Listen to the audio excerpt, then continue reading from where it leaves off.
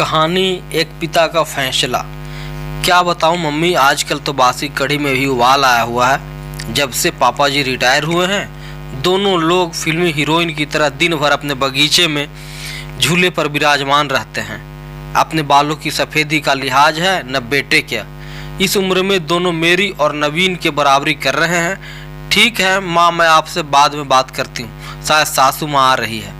सासू माँ ने बहू की बातें कमरे के बाहर सुन ली थी, पर नजरअंदाज करते हुए खामोशी से चाय सोनम को दे दी। सासू माँ बहू सोनम को चाय देने के पश्चात पतिदेव अशोक जी के लिए चाय ले जाने लगी। ऐसा देखकर बहू सोनम के चेहरे पर व्यंग्यात्मक मुस्कान तैर गई, पर सासू माँ समझदारी दिखाते हुए बहू की इस नाजायज हरकत को नजरअंदाज करते हुए सिर झुकाए वहां से निकल गई। पति के रिटायर होने के बाद कुछ दिन से उनकी यही दिनचर्या हो गई थी। आजकल सासू माँ प्रभा जी अपने पति देव अशोक जी को उनकी इच्छा अनुसार अच्छे से तैयार होकर अपने घर के सबसे खूबसूरत हिस्से में अपने पति देव के साथ झूले में बैठकर उनको कंपनी देती थी। प्रभारी ने सारी उम्र तो उनकी बच्चों के लिए लगा दी थी। कोठी नुमा घर अशोक और प्रभा का जीवन भर का सपना था, जो उन्होंने बड़ी मेहनत से साकार किया था। ऐसे मनमोहन वातावरण में वहां पर लगा झूला मन को असीम शांति प्रदान करता। पहले वह अशोक और मनमोहन जगह में कम समय के लिए ही बैठ पाते थे। प्रभा अनमनी होती तो अशोक बड़े जिंदा दिल शब्दों में कहते, पार्टनर रिटायरमेंट के बाद दोनों इसी झूले पर साथ बैठेंगे और खाना भी साथ में ही खाएंगे। आपकी हर शिकायत हम दूर कर देंगे। फिलहाल हमें बच्चों के लिए जीना है। बच्चों के कैरियर पर बहुत कुछ बलिदान करना पड़ता। खैर, अब बेटा अच्छी नौकरी में था और बेटी भी अपने घर की हो चुकी थी। रिटायरमेंट के बाद घर में थोड़ी रौनक रहने लगी थी। अशोक जी को भी घर में रहना अच्छा लग रहा था। पहले तो बड़े पद पर थे, तब कभी उनके कदम घर में टिकते नहीं थे, लेकिन उनकी बहू सोनम अपने पति नवीन को उसके माता पिता के लिए ताने देने का कोई मौका न छोड़ती। उसके कोने में बगीचे से छुटकारा पाने के लिए नवीन को एक रास्ता सुझाते हुए कहा, क्यों न हम बड़ी कार खरीद लें। नवीन, आइडिया तो अच्छा है, पर रखेंगे कहाँ? एक कार रखने की तो जगह है घर में। नवीन थोड़ा चिंतित स्वर में बोला, जगह तो है ना, वो गार्डन तुम्हारा जहां आजकल दोनों लव बर्ड्स बैठते हैं। सोनम व्यंग्यात्मक स्वर में बोली, थोड़ा तमीज से बात करो। नवीन क्रोध से बोला, लेकिन फिर भी सोनम ने अपने पति को पापा जी से बात करने का मन बना लिया। अगले दिन नवीन कुछ कार की तस्वीरों के साथ शाम को अपने पिता के पास गया और बोला, पापा, मैं और सोनम एक बड़ी गाड़ी खरीदना चाहते हैं। पर बेटा, एक बड़ी गाड़ी तो घर में पहले ही है, फिर उस नई गाड़ी की रखेंगे भी कहाँ?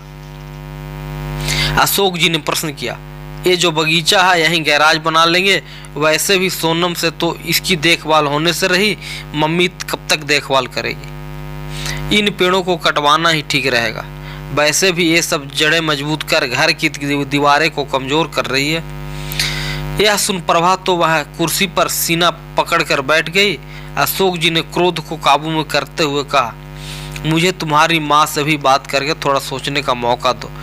क्या पापा, मम्मी से क्या पूछना? वैसे भी इस जगह इस्तेमाल भी क्या है? नवीन थोड़ा चिड़चिड़ा कर बोला, दोनों दिन भर इस जगह बगैर कुछ सोचे समझे चार लोगों का लिहाज किए बगैर साथ में बैठे रहते हैं। अब दोनों कोई बच्चे तो है नहीं, लेकिन आप दोनों ने दिन भर झूले पर साथ बैठे रहने का रिवाज बना लिया है और यह भी नहीं सोचते कि चार लोग क्या कहेंगे।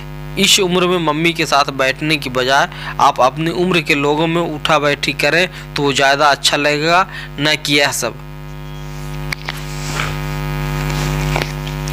और वह दंदनाते हुए अंदर चला गया। अंदर सोनम की बड़बड़ाहट भी जारी थी।